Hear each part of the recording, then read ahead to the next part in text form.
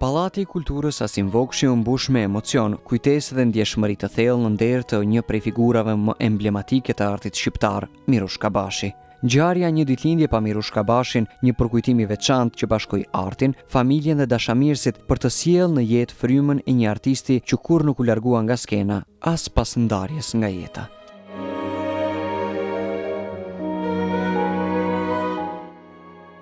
Në këtë event u hap ekspozita fotografike mes teatrit dhe filmit, ku u shpalosën momente kyçe të karrierës së Kabashit, portretet fuqishme që mbartnin shpirtin e roleve që ai kishte luajtur, lëvizjet e tij të qeta, por me peshë, dhe shikimet që flisnin më shumë se fjalët.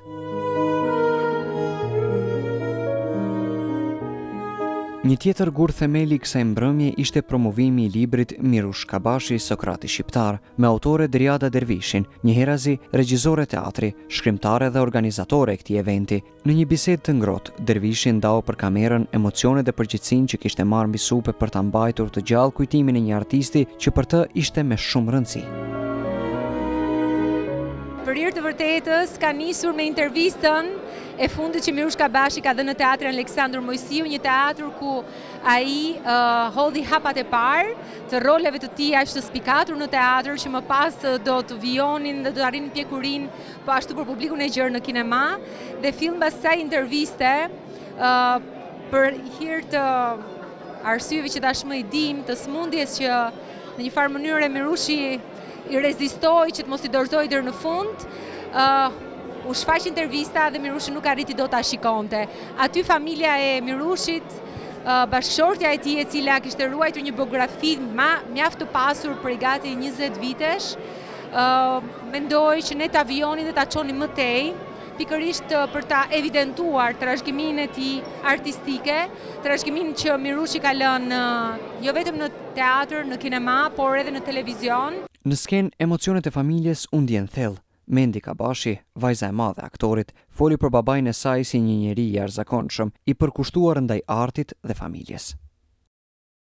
Shumë emocionuar, vërtet shumë emocionuar. Unë e prisja që Gjakova do ishte kaq e ngrohtë, por aty përpara kur shija të gjithë ishte nuk di të shpreh me fjalë çfarë emocioni.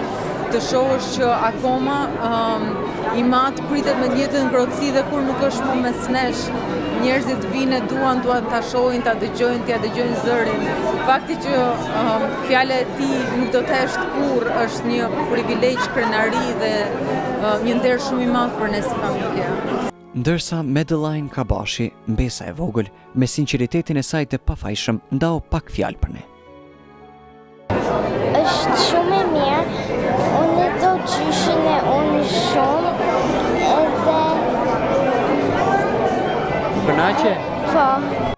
Mes lotësh e emocione, për televizionin ton foli edhe njëra nga aktorët që kishte pasur fatin të takonte personalisht Kabashin. Muradie Muriqi tregoi se si ai e frymëzonte dhe udhëhiqte me qetësi, profesionalizëm e plotë mençuri.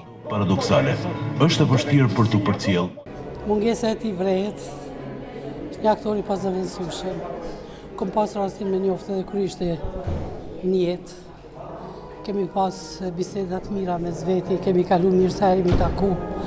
Mbaj me një rast në pajtimin e gjasheve, kur mbajt 25 vjetori, u takum edhe më tha mrekullia që po bën populli në Kosovë, inshallah nuk ndalet kurrë. E thashte për arsye se ai kishte, jo që ishte edhe i madh kështu, po dhe çdo fjalë që thoshte kish peshën edhe vlerën e vetë, sepse ishte shumë i matur, shumë i sinqert dhe njëri shumë modest. I pranishëm në mbrëmje ishte edhe ish diplomati shqiptar, Mal Berisha, i cili ndau kujtimet nga bashkëpunimi me Mirush Kabashin në aktivitetet kombëtare kulturore. Me të kam bashkëpunu shumë sepse unë kam punu në një pallat kulture në qytetin e Laçit, i cili është shumë i bukur, po jo kaq sa ky i Asimvokshit, dhe bashkë me të kemi bërë shumë aktivitete në atë kohë. Më vonë jeta më ka lidh me Mirush Kabashin në 2 aktivitete që nuk do t'i harroj kurrë. Në 100 vjetorin në shpalljes së pavarësisë. Unë kam botuar një libër në 3 volume që i kushtohet një misionarit famshëm amerikan i cili quhet Charles Telford Erickson, i cili ka kushtuar gjithë jetën në Shqipërisë. Ka jetuar 99 vjet, nga pjesa e jetës tij nga viti 1908 deri në 66, ka qenë e kushtuar ndaj Shqipërisë dhe një pjesë kohës e ka kaluar në Shqipëri. Bashi në atë kohë ishte me një shfaqje Sokratit në Gjenevë dhe unë punoja vetë në ambasadën shqiptare në Londër. I bëna një kërkesë dhe i thash, si mund t'ja bëj që ta recitosh të vjeshtës Skënderbeut. Dhe nga Gjeneva erdhi në Tiranë.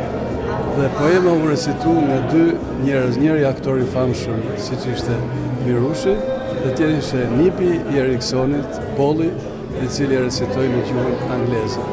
Nga Gjakova e zemrës, vendi i të parëve të Mirushit, nuk mungoi as doktor Mahmut Lila, ai theksoi rëndësinë që kanë ngjarjet e tilla në ruajtjen e kujtesës kolektive.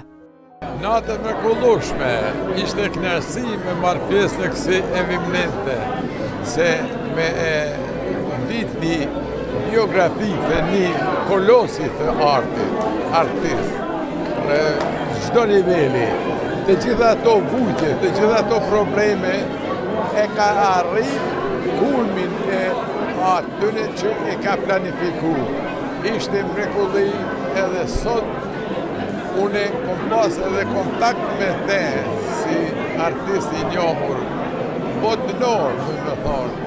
Ai, nësi shqiptarët kemi artista, por Mirushi e ka te i kalu gjithë kufit e jetë. Të lumë familja, të lumë kombi që ka pas njerëz të tillë.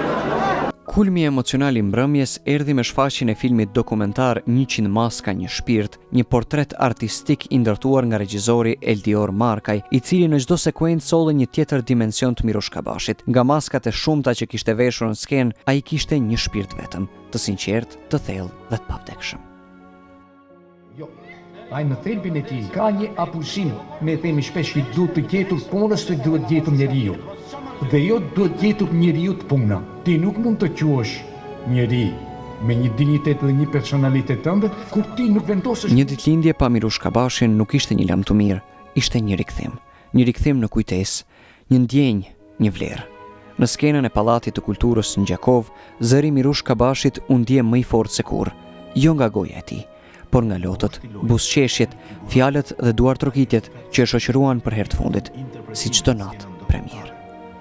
Mirushi bashkëpunon dhe me aktore e regjisor të kuaj. Ndërkohë që vjonte turneu ndërkombëtar i monodramës Apologjia e vërtetë e Sokratit, Mirush Kabashi merr pjesë në dramën Dy gjuhushe, koleksioni i përhershëm